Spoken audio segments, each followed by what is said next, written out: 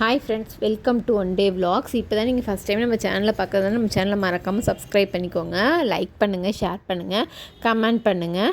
இன்றைக்கி பார்த்திங்கன்னா ஃபுல்லாக க்ளீனிங் ஒர்க் பற்றின வீடியோ தாங்க. இது ஃபுல்லாகவே பார்த்திங்கன்னா ஃபுல் வீடியோ இன்றைக்கி வந்து க்ளீன் பண்ண போகிறோம். இதுக்கு பார்த்திங்கன்னா மார்னிங்கே எழுந்துச்சி க்ளீன் பண்ண ஆரம்பிச்சிட்டோம். அதனால் மார்னிங் பார்த்திங்கன்னா கடையிலே வந்து டிஃபன் வாங்கிட்டோம். மாவும் வேறு இல்லை, அதனால் காலையிலே வந்துட்டு டிஃபனை வாங்கிட்டு சாப்பிட்டோம். அந்த குட்டி பேக்கிங்காக இருந்துச்சு, அது நல்லா இருந்துச்சு. அதில் கிச்சடி இருந்துச்சு, கேசரி இருந்துச்சு, இட்லி, சட்னி, சாம்பார் எல்லாமே வச்சுருந்தாங்க. உண்மையாக நல்லா டேஸ்ட்டாக இருந்துச்சுங்க. காலைல அதை சாப்பிட்டு முடிச்சுட்டு அப்புறம் பார்த்திங்கன்னா க்ளீன் பண்ண ஆரம்பிச்சிட்டோம். நான் தான் ஃபஸ்ட்டு க்ளீன் பண்ணிகிட்டு இருந்தேன். 8வது தூரத்துலாம் ஸ்டூவில் போட்டு க்ளீன் பண்ணிட்டு என் பொண்ணு வந்து நான் க்ளீன் பண்ணுறேன்ட்டு அவள் விளக்கமாற வச்சு அடிச்சிட்டு இருந்தா. நம்ம தான் ஒரு ப்ராடக்ட் ஆன்லைனில் போட்டோம், ஆனால் அது வந்து செட் ஆகலை. அதனால் ரிட்டன் போட்டாச்சுங்க.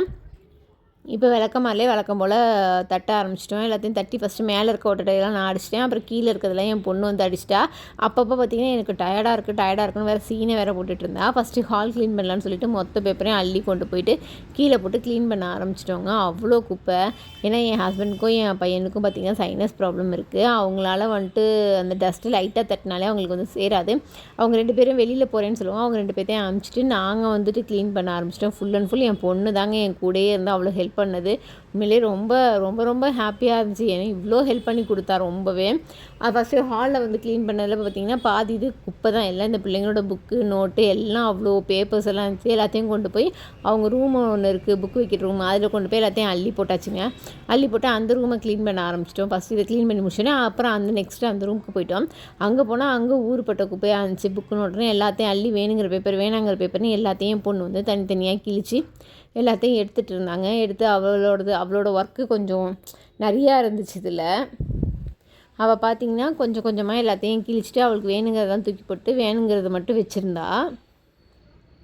அப்புறம் மற்ற செல்ஃபும் வந்து நானே க்ளீன் பண்ணுறேம்மா, தொடச்சி க்ளீன் பண்ணுறேம்மான்னு சொல்லி ஒவ்வொரு செல்ஃபாக க்ளீன் பண்ணால் தொடச்சிட்டு பேப்பரை போட்டு வரிசையாக அடுக்கி வச்சுருந்தா.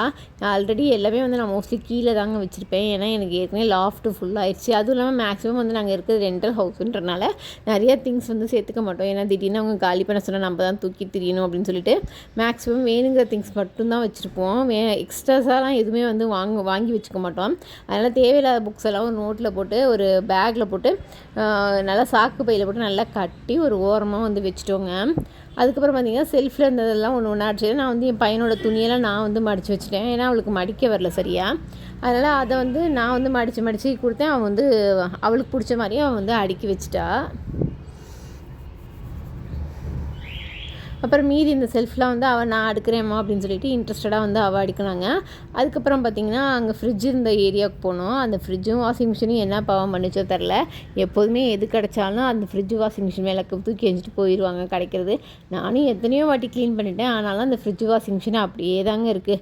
அவ்வளோ குப்பையாக இருக்கும். ஜஸ்ட் 1 வீக் தான் இதையும் க்ளீன் பண்ணி எப்படியும் அது மேலே வந்து குப்பை சேர்ந்துடும். நானும் நிறைய வாட்டி சொல்லிட்டேன், ஆனால் கேட்க தான் மாட்டேங்கிறாங்க.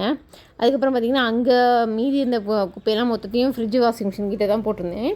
அதுக்கப்புறம் அதை க்ளீன் பண்ணி கொண்டு வந்து பால்கனியில் கொண்டு வந்து எல்லா குப்பையும் அள்ளி போட்டுட்டோம். அப்புறம் அதை க்ளீன் பண்ணி ஒன்று ஒன்றா முடிச்சிட்டோம். அதுக்கப்புறம் பார்த்திங்கன்னா கிச்சனுக்கு வந்துட்டேன். கிச்சனுக்கு வந்திங்கன்னா அதையும் ஃபுல்லாக நைட்டாக உட்காந்து மொத்தத்தையும் க்ளீன் பண்ணி முடிச்சிட்டோங்க. எங்கள் வீடியோ உங்களுக்கு பிடிச்சிருந்தா மறக்காமல் சப்ஸ்கிரைப் பண்ணுங்கள், ஷேர் பண்ணுங்கள், லைக் பண்ணுங்கள். என் பொண்ணு இல்லைனா என்னால் இவ்வளோ வந்து ஒர்க்கை வந்து என்னால் முடிச்சிருக்கவே முடியாது. அவள் இருக்க மட்டும்தான் என்னால் இவ்வளோ ஒர்க் வந்து செஞ்ச முடிஞ்சிச்சு. உண்மையாக பொம்பளை பிள்ளை இருக்கிறது எவ்வளோ ஹெல்ப்ஃபுல்லாக இருக்குன்றது இந்த டைமில் வந்து என்னால் நல்லாவே புரிஞ்சுக்க முடிஞ்சிச்சு. உங்களுக்கும் தெரிஞ்சிருக்குன்னு நினைக்கிறேன். தேங்க்ஸ் ஃபார் வாட்சிங்.